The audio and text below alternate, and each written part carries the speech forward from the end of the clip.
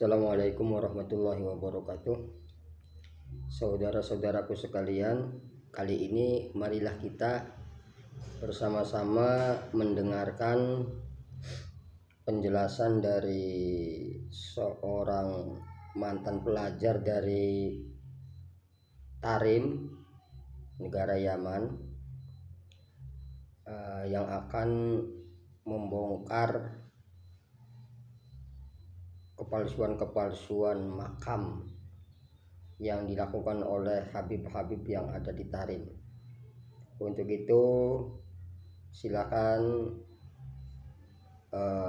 saksikan yang sampai selesai supaya tidak gagal paham.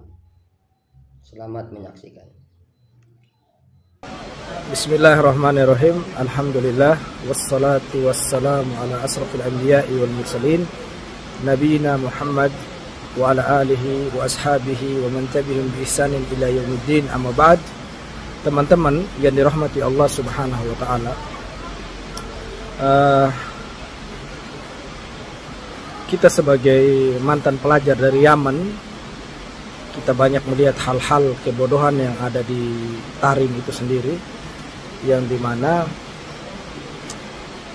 banyak sekali kuburan-kuburan palsu yang mereka bikin untuk dijadikan tempat khurafat, tempat kesyirikan, untuk mengambil keuntungan dari orang-orang yang berziarah. Di antara kuburan-kuburan palsu yang mereka bikin di Tarim itu sendiri, yaitu kuburannya Nabi Hud alaihissalam. Mereka mengatakan kuburannya Nabi Hud adalah kuburan asli, padahal kuburannya Nabi Hud itu tidak ada benarnya ada di Tarim. Tidak benar ada di Tarim, karena kita ketemu orang-orang Tarim yang ada di Tarim sendiri yang mengerjakan kubah masjid yang ada di dekat kuburan Hud sekarang.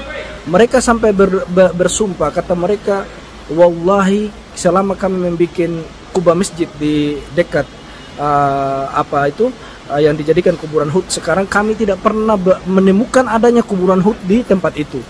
Itu kata mereka. Kita lihat kuburan Hud sendiri itu palsu. Terus yang kedua, sekarang ada lagi kuburannya yang bernama kuburan Nabi Handola.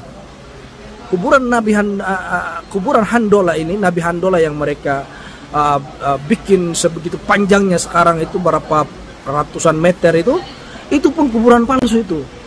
Orang-orang di Yaman sendiri itu mengakui tidak ada itu. Bayangkan begitu maraknya kebodohan yang dibikin oleh habaib di Yaman itu sendiri, yang kami nonton sendiri di sana.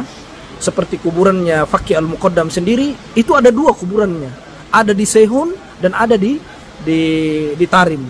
Jadi kelihatanlah di sini teman-teman bahwasanya pembodohan yang mereka bikin di Tarim dibawa di Indonesia, dibawa di negeri kita tercinta di Indonesia. Adanya sekarang di Indonesia kuburan-kuburan palsu. Mereka mendirikan kuburan-kuburan palsu di tanah wakaf, di tanahnya orang Nusantara. Apalagi itu tanah yang bukan hak milik mereka. Mereka membangunkan kuburan-kuburan palsu, yang dimana kuburan itu menurut mereka adalah leluhur mereka. Padahal kalau kita mencari tahu sejarah kuburan itu sebenarnya palsu. Tujuannya mereka kenapa teman-teman? Dari Yaman mereka membangun kuburan palsu dari kuburan Hud, kuburan Nabi Handola. Tujuannya hanya satu, kotak amal.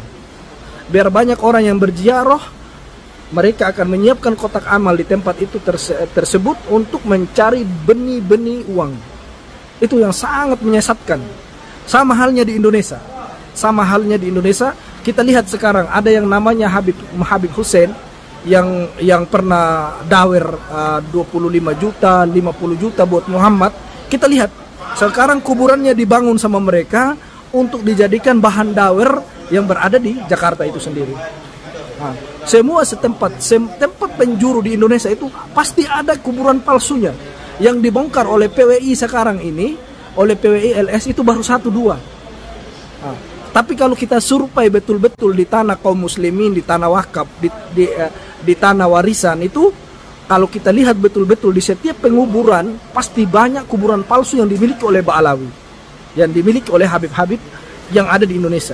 Jadi hati-hati, mereka membangun kuburan palsu di Yaman untuk memperbudak, untuk dijadikan bahan meraup keuntungan.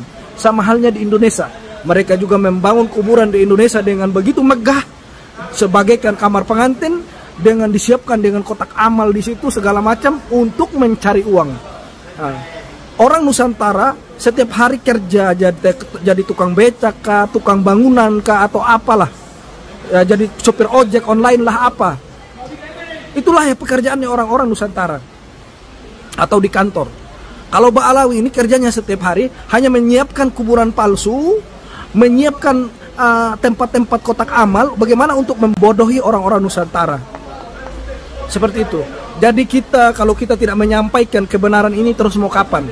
Mau kita biarkan kita punya anak cucu ke depannya mereka akan memperbudakkan diri untuk memperbodohi diri? Kan tidak mungkin dong. Tidak mungkin. Kita harus melawan sekarang. Itu bahaya sekali. Jadi kita harus melawan sekarang sebelum terlambat, sebelum sejarah kita dibelokkan, tempat kuburan leluhur kita dibelokkan oleh mereka. Barakallahu fikum, selamat berjuang. Insya Allah kebenaran pasti akan kelihatan. Yang namanya bangkai itu pasti tercium. Siapapun yang membuat kuburan palsu di Indonesia, suatu saat nanti pasti orangnya akan tercium. Dan disitulah dia akan jadi bangkai di tengah negara Republik Indonesia. Assalamualaikum warahmatullahi wabarakatuh.